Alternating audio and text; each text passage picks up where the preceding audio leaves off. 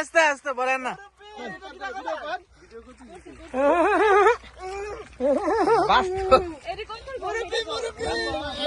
খালি দেখছি বাস্তবে দেখলাম মাছ ফুল দুইটা ভাই